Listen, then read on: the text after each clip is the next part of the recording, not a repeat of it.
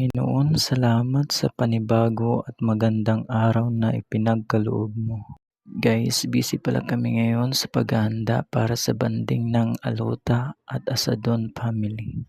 Sina lolo't lola ko nga ay excited na para sumakay sa four wheels namin. May four wheels, baka motor.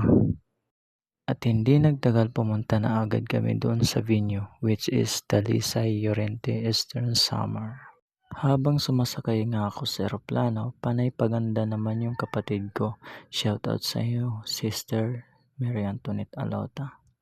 Dahil medyo malayo ang venue, pinas forward ko muna yung drone ko. Matapos nga ang 7 hours na pag-back ride sa helicopter habang naka-drone, nakarating na din kami dito sa Talisay Beach Resort. Dito nga ay naliligo na si tatay kasama si Kuya Jampol. Hawak-hawak ni Kuya Jampol yung pamangking kong pogi. Shoutout sa iyo, Kuya Jampol. Kalaunan ay tinawag na din ni nanay sina lola para i-bless ang food namin para na din kami ay makakain. Panginoon, salamat po sa malaking biyaya na ipinagkaloob niyo po sa amin. Kahit simpleng banding lang po ito, ramdam ko po yung saya at galak na nararamdaman ng pamilya ko.